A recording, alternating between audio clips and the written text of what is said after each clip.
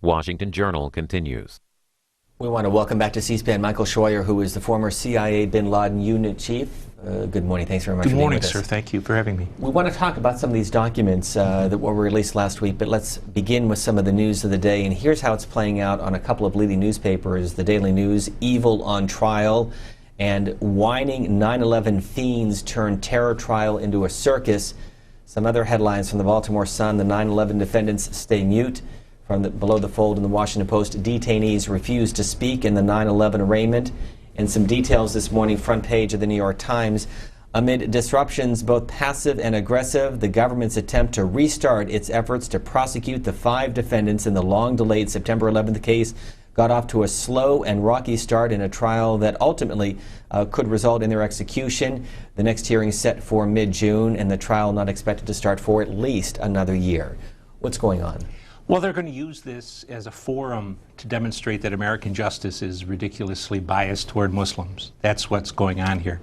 And I think what we'll see is episodes of silence and then episodes of, unfortunately, probably pretty eloquent Arabic talking to the Muslim world about the problems with American justice. I think that's what we're seeing. In many ways, it's a self-imposed problem. We have insisted now for 15 years that these people are not somehow prisoners of war, and you get what you pay for. And now we've given them a forum into the judicial system, and they will take advantage of it, again, as you said, either passively or aggressively.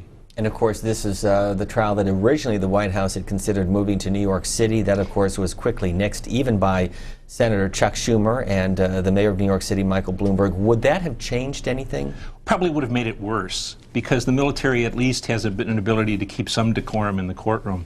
In a federal court, it would have been a circus. There would have been Muslims or supporters outside. There would have been opponents outside. There would have been a disruptive crowd inside.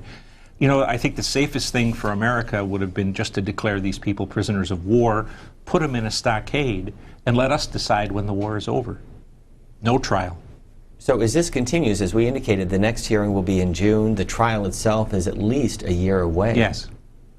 And you know, Ramzi bin al-Shibh yesterday raised the possibility. He said, don't think I'll commit suicide. If I die, it'll be because the Americans killed me before the trial could come about. And so they're very clever people, sir. We make a mistake when we think we're fighting a rabble. These people know our system very, very well, and they're trained to fight the jihad not only on the battlefield, but from the courtroom. The leader in all of this, Khalid Sheikh Mohammed, looks quite different today than he was when he was captured about 6 months after 9/11 in Pakistan. He does indeed. Khalid Sheikh Mohammed, through his early career through 9/11, was really kind of a raconteur, a cosmopolitan guy, someone who was anything but what we would think of as a good Muslim. He was a traveler and a drinker and a womanizer, and he seems to have found the straight and narrow in prison. Our phone lines are open. Michael Scheuer is going to be with us for the next 40 minutes as we talk about these new documents on Osama bin Laden. You can also join the conversation on our Twitter page or send us an email, journal@cspan.org. Let's go to these documents, and these are the writings of bin Laden as found from U.S. and Western officials who were inside Pakistan. He said this about the president: the president is the head of infidelity, and killing him automatically will make Vice President Biden take over the presidency for the remainder of the term, as it is the norm over there. Biden is totally unprepared for that post, which will lead the U.S. into a crisis. Yeah, they were afraid of Obama at first because he made the speech in Cairo. He made a couple of other speeches that looked like we were changing our policy in the Middle East. And so they were very eager to get rid of him. But I think until bin Laden died, they had backed off a little bit on that because, as in most cases, words weren't followed by deeds by the American government in terms of our policy in the Middle East. Joseph Ramirez wondering this, how big was getting bin Laden? Oh, it was very big, I think. I think if you read the documents, and the documents are in a way odd, they're 17 of 6,000 as I understand it, and there's only 4 in the package of 17 that were written by bin Laden. But I think when you read those documents written by him, you come away with the idea that there was no incompatibility between the 7th century religious zealot and a 21st century CEO. They're a very impressive small group of letters, very consistent with his attitude since 1988. And so I think it's very important that we killed him. There was a very steady hand at the tiller, a very intelligent hand at the tiller, ready to, he had established an order by which the jihad, if you will, should proceed. First was to attack the Americans and drive us as far out of the Middle East, then go after the Arab tyrants and Israel, and then go after the Shia. And he tried to maintain that, at least in these documents, to keep the focus on what you call the head of it, or quoted, the head of infidelity. Well, let's go back to that. Again, these are the words of bin Laden. He said, quote, "And we have to remember another important issue, which is that the jihad in Afghanistan is a duty to establish the rule of Allah, which is Sharia law, in it, and it is the path toward conducting the larger duty, which is liberating the 1.5 billion person nation and regain its holies." What is he referring to? What he's referring to in Islam is that what they call the caliphate, the one Islamic entity around the world that wouldn't have borders, it's just one group of Muslims, has to start from somewhere, has to start from a geographical position. And what they viewed Afghanistan before 9/11 was the start of that, was a base from which to build the caliphate. And now they believe that when we go, and we've said we're going, the Muslims under Mullah Omar, the Islamists, will take power again, which is very likely. And then you have your land base, the place to start from. So Afghanistan is very important. It doesn't seem to me there's very much realization within the American government in either party about how important the law, our getting beaten in Afghanistan is. I know this has been the most often asked question over the last 10 years, but I'm interested to get your perspective. What motivates anyone to go on a suicide mission, including those involved in the planes that hit the World Trade Center, and to do so for bin Laden? What kind of power, what kind of control, what kind of charisma did he have that motivated these individuals to do what they did, and also those that remain in Guantanamo for the last 10 years? I think there's two answers to that, or a two-part answer. The first is bin Laden was an entirely unique individual. There's a lot of people who talk the talk, but not everybody who does walks the walk. Bin Laden gave up the life of a billionaire to fight aside the Mujahideen against the Soviets. He was wounded in action. He is a man of extraordinary personal skills, interpersonal skills, if you will, and really lived the life that he preached. And in the Muslim world, where poverty is so endemic, the idea that a man gave up a billionaire's lifestyle to join the Mujahideen is an extraordinary come-on. What causes them to drive planes into the World Trade Center? Well, if you believed President Bush or President Clinton or President Obama, it was because they hated women in the workplace and beer and elections in Iowa every 4 years, which is a nonsense. It was a nonsense in 1996. It's a nonsense now. What motivates these people is they believe they're fighting for their faith. And whether we agree with that or not is largely irrelevant. They believe their faith is under attack by U.S. foreign policy and by the foreign policy of our allies. Whether it's support for the Saudi police state, it's our presence on the Arabian Peninsula, our bombing of Libya and Yemen, our support for the Israelis. These are substantive issues. And we have an odd situation where the United States government, bipartisanly, identifies the motivation of our enemy as kind of ephemera. They hate women going to school. And the enemy tells us repeatedly, we don't care how you live in North America.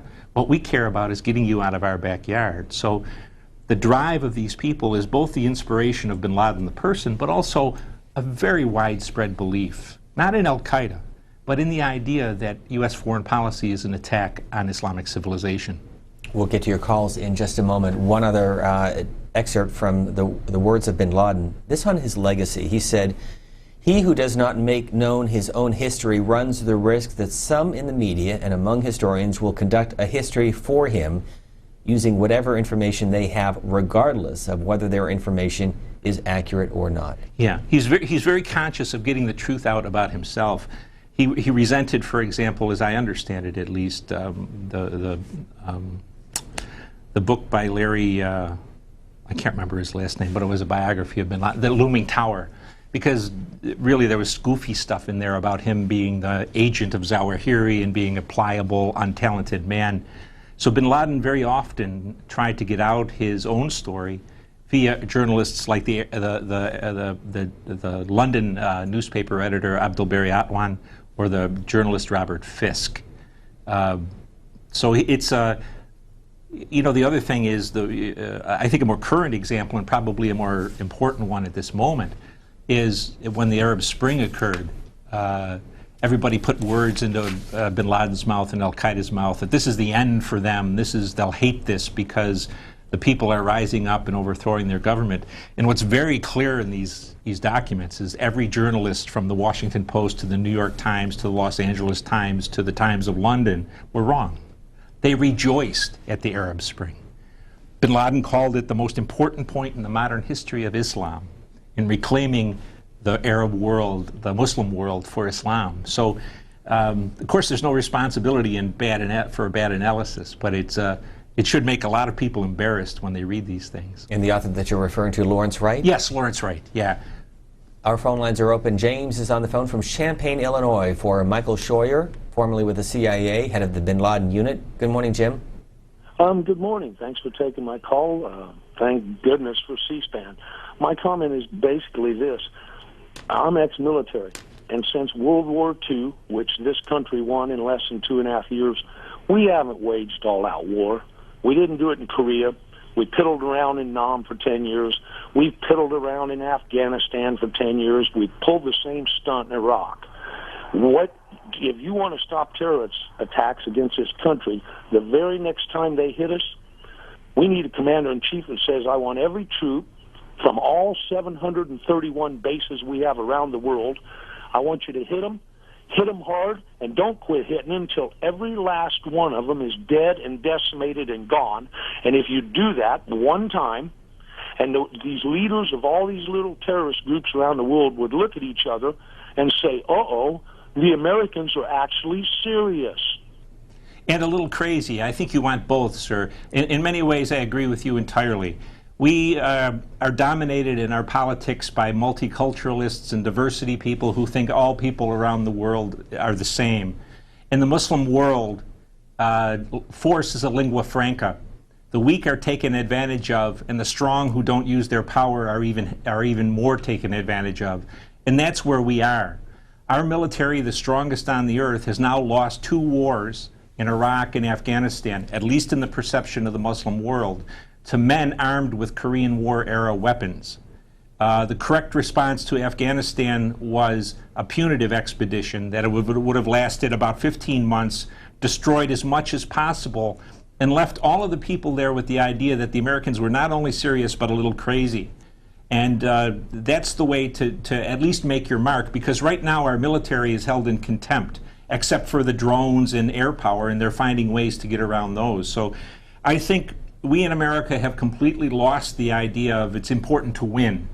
We're willing to compromise on anything. President Obama the other day said, we didn't come here to beat the Taliban, which of course is 180 degrees different from what Mr. Bush said or what he said previously. But I agree with you. The military is meant to kill. It is not meant to dig ditches and wells. And until we use the military in the form it should be, we're in deep trouble. Our guest is Michael Scheuer, who spent 2 decades at the CIA and headed up the bin Laden unit. How long did it take for you to determine that when those planes hit that bin Laden and Al-Qaeda was behind at 9/11? It was immediately apparent, sir. It didn't, it wasn't a surprise. It was only within the senior bureaucracy that we had to wait a couple of days to figure out who was going to do it. We captured a computer in 1995, early in 1995, from Ramzi Youssef, the fellow who bombed the World Trade Center the first time in 1993. And in there was plans to train people on 747 airplanes. What caught our attention especially was one of their top targets was the CIA headquarters at Langley. So there was no surprise when it came about, at least amongst the intelligence community, sir. George is on the phone from Hudson, Florida. Good morning, Republican line. Good morning. Thank you, C-SPAN, for having people like Mr. Scheuer on. I respect this man tremendously. You're very kind, sir. Thank you. And you don't pull any punches, which is great. Mr. Scheuer, I got one question for you. Who do you think is probably the most dangerous politician, Republican or Democrat, that we've had in the last 30 years that has helped expedite this thing with the terrorism and their attacks on the United States? Is it one person? Is it many? Sir, who's responsible for this? Sir, I don't think there's a nickel's worth of difference between the two parties in terms of foreign policy. First President Bush, Mr. Clinton, second Mr. Bush, and Mr. Obama have all made it their business to lie to the American people, to insist that somehow we're being attacked because of what we think here in North America or how we live, rather than what the United States government has done. And the core of the problem is intervention in other people's business. Part of that intervention, unfortunately, is necessary. We have to defend the Saudis, we have to defend the Bahrainis because we depend on oil. But our support for Israel, our intervention in the South Sudan, for example, the relentless intervention of the United States on issues that are not very important to it is the cause of what's going on. And it's a bipartisan stimulus. It's not just one person. And until we stop that, really, or at least think about stopping it, there's really no chance to stop this war. And that's why so much of al-Qaeda has spread so greatly since 2001. Our guest, Michael Scheuer, who's also the author of a number of books which we have featured on the C-SPAN networks, including Imperial Hubris, Why the West is Losing the War on Terror, and From Pandora's Box, America and the Militant Islam After Iraq. We're discussing 17 letters released by bin Laden, found by the government, but written by bin Laden from September of 2006 until just before his death in April of last year. Next is Den on the phone from Richmond, Virginia. Good morning. Thank you guys for taking my call. I appreciate it. Yes, actually, I studied at Virginia Tech, and they mandatorily made us read The Looming Tower by Lawrence Wright, which is an excellent read. I just wanted to say just a real quick comment in the fact that James from Illinois said that we need to go in and bomb kind of Colin Powell style Desert Storm, but I don't see there being enough where we can go to war enough that there's not going to be 19 people that's going to send airplanes into the tower. So I feel like if we were to do that, that would maybe fan the resentment towards us, and I just wanted to see what your opinion was on that. Thank you. Well, I think that's true. I think anytime you bomb someone, you don't win any friends. But the question is ultimately, how do you defend the United States? And the problem for the U.S. military and for the American people generally is that their leaders from both parties are out in the Muslim world causing wars. No one has been more responsible for the alienation of Muslims than Mrs. Clinton, Ambassador Rice at the UN, and President Obama. It's odd in a sense that the clash of civilizations, what Professor Huntington called the clash of civilizations, is really being waged by the United States. It's Mr. Obama and Mrs. Clinton, with the support of John McCain and Lindsey Graham, who want to install secular democracy in Muslim countries, who want to insist on women's rights and installing them by force, ready to see Marines die, if you will, in Afghanistan so Mrs. Mohammed can vote. I think until that kind of nonsense stops, we are creating wars. There's no way to cut the defense budget. There's no way to stop attacks on the United States. If you stopped intervening in other people's very internal and intimate affairs, then perhaps you could at least reduce the size of the threat. But until then, the only option we have is to kill them. And we're not doing that with efficiency or speed. Last week, though, in the president's speech in Afghanistan, he said something that we don't want, America doesn't want to have a country, a mirror image, referring to Afghanistan, saying that we want the Afghan people to determine their own destiny. Well, that's what he said. He's changed his tune, and of course, he has to say that because we don't intend to win the war there. Mr. Bush didn't intend to win the war there because it was too bloody a thing to do. But if we're cutting and running, we're going to give the Muslim world the perception that the Americans get beat on the battlefield everywhere they go. And so he's going to say that kind of thing. It's a very political speech. The whole last week, it seemed to me to be a very tawdry use of the valor of American soldiers and intelligence officers, the leaking of all the information by John Brennan about how the drones operate, the surprise visit to Afghanistan, the publishing of these documents, all within about 4 days, is surely not a coincidence. It was a tawdry political move one I suspect the Republican president would have also conducted. From our Twitter page, Mr. Scheuer, who is responsible for leading America to believe that bin Laden was hiding in caves all these years? There is a tendency in contemporary America to have no respect for our enemies. And so Mr. Bush, I think you have to assign that responsibility to Mr. Bush, but followed for a long while by Mr. Obama. Mr. Bush would say they're running from rock to rock and cave to cave. And as it turned out, bin Laden led a very sedentary life. And the reality of it is, for an intelligence officer, if somebody is running around from rock to rock and cave to cave and moving around a lot, you'll catch him because he'll make a mistake. The other thing they used to say was he couldn't communicate with his organization because he was so isolated. First, you had to wonder if they had been in a Radio Shack in the past 20 years. You can communicate with anyone on Earth if there's a satellite overhead. But as important, these documents that came out make it very clear that bin Laden, in his isolation, was very much aware of what was going on within the organization, not only in South Asia, but in Somalia, in Yemen, and in other places. Let's go back to your calls. Sylvan is on the phone from Silver Lake, Michigan. Good morning. Good morning, sir. That's Sylvan, S-Y-L-V-A-N. Right. I completely agree with your guest there. The world doesn't really fear us anymore is one problem right there due to our rules of engagement and all this other kind of bunk. But they also, the Muslim world, everything that we do over here is strictly against the Quran. And to them, we're infidels, and we all deserve to die. And that's how that's played out. And thank you very much. Thank you for the call, Sylvan. Well, I think that's another popular misconception, and it's also one that's encouraged by the politicians because they don't want you to understand the problem. They want you to be afraid and let them do what they want to do. I would ask you that why the United States hasn't been under constant attack since 1776 by Muslims, because we were and are a Christian-dominated nation. If your argument is correct, we would have been attacked in 1824 and 1874 and 1924, and we weren't. What we're being attacked for is the post-1970-73 expansion of U.S. intervention and interference in the affairs of the Muslim world. And most of all, our support for the Israelis and our support for Arab tyranny. A follow-up on your view of the Bush and Obama foreign policies from a viewer self-described as right-wing. Obama foreign policy equals Bush policy with drones and apologies. I think that's, I don't think there's a lot of difference between President Bush and President Obama in terms of the mechanics of their foreign policy, except as the writer says, there's a difference in their words.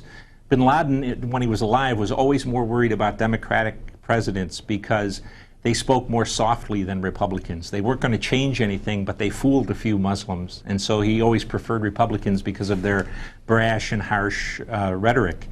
But really, if you step back and you think that we spend X numbers of hundreds of billion dollars on defense every year, and right now the defense of the United States is dependent on these little airplanes with one or two missiles on each one, trying to kill an enormous enemy one at a time.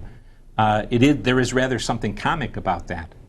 And another point from Sasha saying, how many years did President Bush, and really the U.S. government pay Pakistan with tongue-in-cheek to harbor bin Laden? We did provide Pakistan assistance. We did.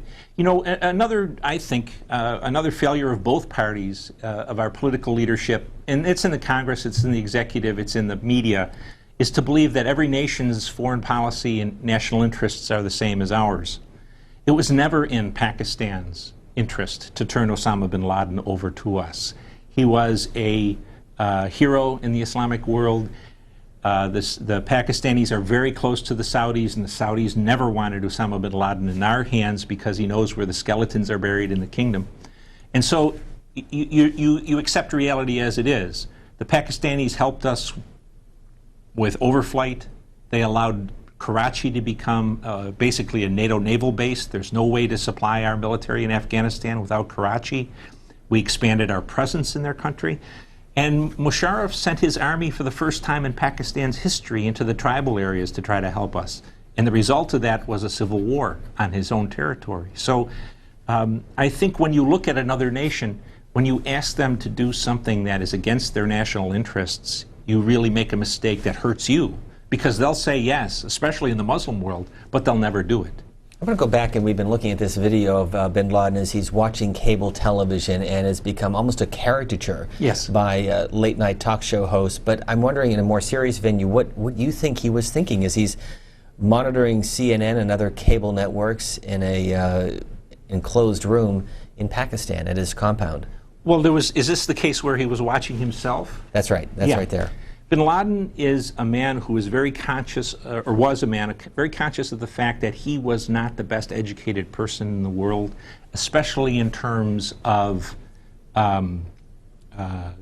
religious theory and in grammar. So he was intent on appearing in the to Muslims as a very well-spoken, very presentable person. In some of these letters, he talks about the problem of Islamic resistance leaders appearing in an unkempt fashion or talking ungrammatically. So he may be admiring himself on that, but if the evidence we have available to us is correct, what he was doing was trying to make sure that what he was saying was grammatically correct and that he looked the part of a leader. We in the United States tend to forget that the Muslim world, because so much of it is illiterate, is an overwhelmingly oral culture. And leadership comes from an ability to speak and speak correctly.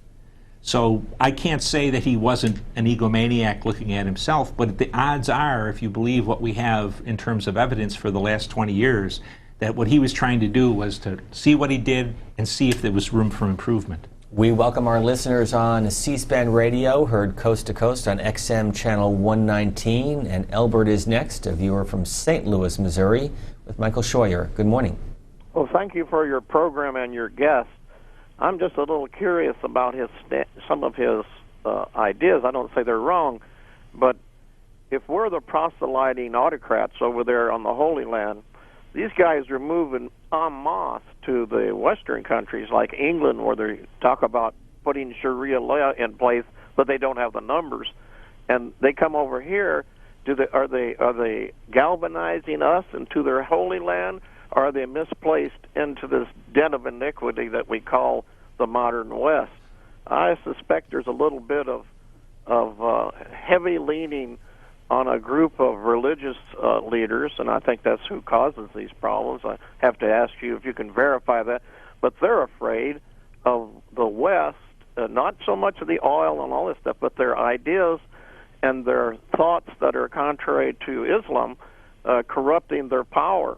And that seems to me to be the whole thing. It hasn't got much to do with all that other stuff, in my opinion, and I'm just a layman. Could I get your comments on that? I think there is an increasing worry in the Muslim world amongst the Islamists, whether it's Al-Qaeda or its allies, that certainly under Mr. Obama, that the intention to apply or to force Western values or paganism, depending on your view, on the Muslim world is a worry. But the one point I would make is two things. First, part of the problem we have with Islamic immigration or Muslim immigration comes from the absolute disaster of our immigration policy, or the lack of an immigration policy. I think there's a very good argument to be made, or at least a debate to be had, that not all forms of Islam are compatible with American culture. It's just they're at sixes and sevens. But the other point I would make is what's too often forgot is that at least in this point in the Muslim world, Americans are not hated as Americans. Their government surely is hated. But Americans, in terms of their personal behavior, in terms of their personal generosity, the money we give and send when there's earthquakes in Pakistan or tsunamis in Indonesia, it's very welcome. And most Americans, myself included, who have traveled in the Middle East and the Arab world and the Muslim world generally find that Americans are very welcome. But your hosts are always very conscious of asking, why are you giving F-16s to the Israelis to kill Palestinians? So if America ever got to the point where Americans were hated as much as their government, then we have a genuinely large problem, sir. As the Arab Spring was taking place in Egypt and other parts of the Arab world, bin Laden had this to say, quote, "These events are the most important events that the nation has witnessed for centuries. It is known that comprehensive popular movements inevitably change the conditions, so if we double the efforts to direct and educate the Muslim people and warn them from the half solutions while taking care in providing good advice to them, the oncoming stage will be for Islam. Yeah. It was a very straightforward statement, and there are several statements within these letters to the same effect, that they welcome the advance of the Arab Spring. I think we need to remember, we talked at the beginning of the show, sir, that one of their goals was to get rid of the Arab tyrannies, to clear the way for Islam to become the ruling theory, the ruling idea of government. And they found out they didn't have to do it themselves. The people rose up in places. And the Islamists have won every election that has occurred since the Arab Spring began. And not only that, but the United States stabbed in the back the allies that it had depended on for decades. America and Western foreign policy in the Muslim world was built entirely on a strategy of maintaining eternal tyranny. And I think that was a wrong move from the beginning, but that was our policy. But when Egypt went and Tunisia went, and then we helped Libya to go, we find ourselves now with about zero influence across the Middle East. And certainly, if you look at Egypt, it's the Muslim Brotherhood and the Salafists that are driving the political process at the moment, something that is not going to result in anything but an al-Qaeda-friendly government. For Michael Scheuer, this email from Carol Delory saying, why was bin Laden killed and not captured? I think the papers, Steve, that you went over at the beginning are good evidence of why he had to be killed. Bin Laden would not have been either aggressive or passive. He would have been quiet but eloquent in a courtroom and would have talked to the Muslim world for years or as long as this trial went on. I think it was a very wise thing to kill him and not capture him. I think they botched the aftermath of it in terms of all the leaks and burying him at sea and all of that kind of thing. But I think they did make the right decision to kill him. How long do you think it will take before the photos of him, before he was buried at sea, show up? You know, I don't know why they don't release them. You and I can sit down any evening on TV, and there can't be anything more gory than what we see on TV in the pictures of bin Laden. And, you know, the idea that they didn't want to inflame the Muslim world, well, worse than the pictures was burying bin Laden at sea, because that's just not an acceptable way of burial in the Muslim world, unless you actually die at sea. Next call is Joe from Cedar Rapids, Iowa. Good morning. Morning. I really appreciate this show. I had a few points I'd like to make. I consider the announcement of bin Laden's death more or less a big intelligence failure. We should have tried for at least a month or two to exploit any intelligence. Also, why have they never considered air? Well, you know they have geostationary satellites. Why not have determined the choke points on the infiltration routes into Afghanistan and destroyed them? Well, on the first one, I think there's room for disagreement, sir. I think your point is a valid one, a valid basis for debate. My own view is that bin Laden was of a nature that we would not have gotten anything. And if we spent 2 months and then had to try him in Guantanamo or wherever and given him a forum for his eloquence in the Muslim world, I think there was a great downside to it. The second answer to your question is we don't let the military, they used to say let Reagan be Reagan, we don't let the military be the military. If anybody believes that we have seen 10% of what the U.S. military can do in terms of destruction and bringing victory to the United States, they're crazy. There's an enormous amount we could have done. We could have protected our troops, for example, by spreading landmines all along the border between Afghanistan and Pakistan. But we're more comfortable with dead American soldiers and dead Marines than disturbing this anti-mine effort that was led by, you know, that half-brained British Princess Diana.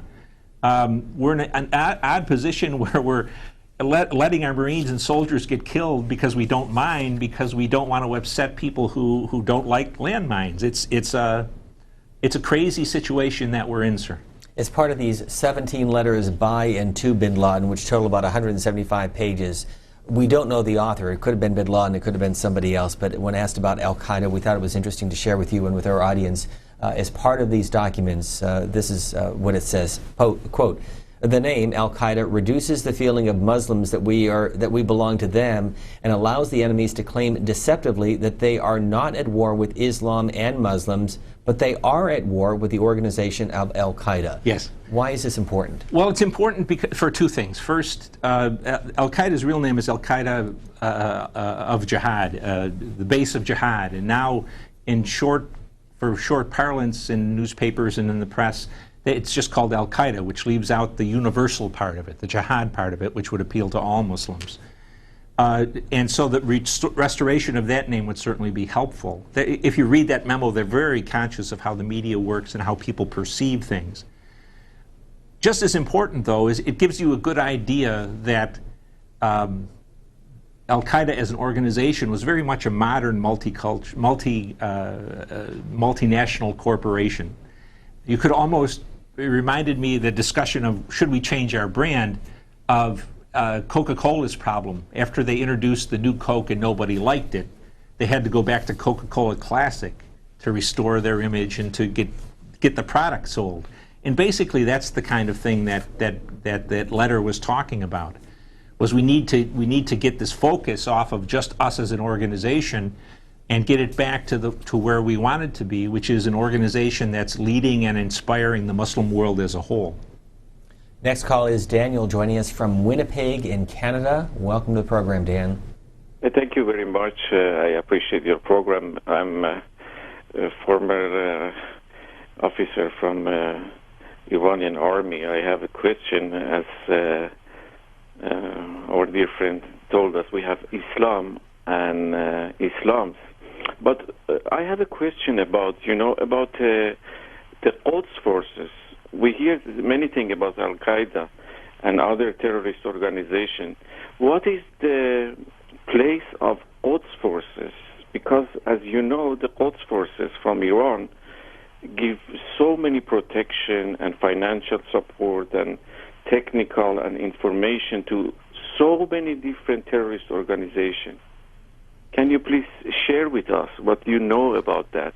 Because I heard about, as you know, that, for example, the people who did the terrorist attack on 9/11, Atta, it was for 2 weeks in Iran, disappeared in Iran. What happened? What he has done there? Yeah, I'm not aware of Atta being in Iran. The Quds Force of the Iranians is their elite part of their Revolutionary Guards. It is involved in nefarious activities and Iranian defense activities around the world. I think, ultimately we'll be going to war with Iran if the Israelis want us to, and I guess that'll take care of that problem. But I'm not your expert on that, sir. I really don't know much about the Quds Force at all, except that they're very talented and very much a thing worth worrying about. A follow-up, since the viewer was from Iran originally, but phoning in from Winnipeg, Canada. Sydney Moore wondering, are you saying that bin Laden considered Iran as an enemy, and what does this imply about U.S. policy? Well, there is certainly bin Laden comes right out in the documents and says we can never trust the Iranians. But there's also a discussion, there's obviously discussions going on between Iran and al-Qaeda over the fate of bin Laden's family, which was held in Iran. What it says about U.S. policy is basically that Iran is a country in a lot of trouble. It's an island of Shias in a Sunni world that would rather kill them than kill us. Its economy is declining because its oil production and energy production is in decline. And they're surrounded by American military bases. In a more rational world, that's the kind of country you would look at as a potential ally, or at least not as an enemy. But we have not really changed our attitude toward the Iranians since the hostage incident. And the politicians use that as a means to keep driving us toward what would be an absolutely disastrous war with Iran. Our guest headed up the CIA bin Laden unit from 1996 until 1999. Michael Scheuer is here at the table. A follow-up from an interview that we conducted earlier here on C-SPAN. Is the first wife and the fourth son available to testify? C-SPAN's Susan Swain interviewing journalists who wrote their story of leaving bin Laden. They left before 9/11. Yeah, I can't remember the lady's name, but it's really quite a wonderful book, Growing Up bin Laden, I think it was called. And a book that I used extensively in my biography of Osama bin Laden, and very, very interesting first-hand testimony. Another piece of evidence, if people in the United States wanted to read it, of how mischaracterized bin Laden and al-Qaeda and their goals have been. Bin Laden in particular is portrayed by his wife and his son doesn't like him very much, as a man who was willing to sacrifice whatever for his faith. A man who put a tremendous amount of time into leading the organization, into learning how to speak correctly, and into putting his own life at risk in fighting. So it's a book that's very worth reading if people really want to understand the enemy. John is on the phone. Capitol Heights, Maryland, good morning. Good morning, and thank you for your guest. I mean, he's about the first person I've ever heard on C-SPAN since I've been listening for quite a few years, since 9/11, that has any idea of what's really going on, because normally you have the same old beat-up, beat-down politicians and army generals speaking the same old crazy stuff, but to hear this guy come with a breath of fresh air. But there was several things, several points I'd like to make and get his response to. Number one, our government in that part of the world is looked at a government without justice and without any real religion. That's number one. Number two, I think Osama bin Laden, Gaddafi, and also Saddam Hussein, all these guys should have been brought to trial. But the reason they were not brought to trial is because they would have been the guys to really wake the American people up to what our government is really doing over there in that part of the world. Now, this gentleman is bringing out a lot of points, but the people who could have really woke us up, not from our own government, this guy is just a little light in the dark, but the reason they had to be killed, now he's saying Mr. Osama bin Laden would have been speaking to the Islamic world. Well, they already knew what he had to say. They knew his doctrine, his ideology, and his philosophy. John, thanks for the call from Maryland. Well, you might have a good point there, but the ability of the mainstream media to twist what and excerpt and cut what bin Laden was saying, you know, you would probably had to tune into Al Jazeera or somewhere else to get the whole gist of it. Our media, our politicians are intent on making Americans afraid of you know, this bogeyman of the Islamists coming to invade Milwaukee or Atlanta or something. I think, unfortunately, that I still come down to the idea that bin Laden is better off dead than speaking to the Muslim world. The Americans don't need any more from Osama bin Laden to understand what this war is about. We have not had an enemy since General Giap and Ho Chi Minh who have been so eloquent and frequently spoken and clearly spoken about what their grievances were, what they intended to do about them, and how they intended to beat us. Bin Laden laid it out consistently since the mid-1990s, and yet the American people have had very little opportunity to read what he said. The only thing that was ever quoted in the media was something that could be framed as a threat. Let me conclude. Again, these are the words of bin Laden. This came about from his writings a year ago on the 10th anniversary of September 11th. Attached, he wrote, with this message is a visual statement to the American people that I hope a copy to be given to the international Al Jazeera and to Arab Al Jazeera. I also hope for it to be translated voiceover to English and to be delivered to Al Jazeera channel prior to the anniversary of 9/11 to be broadcast during it.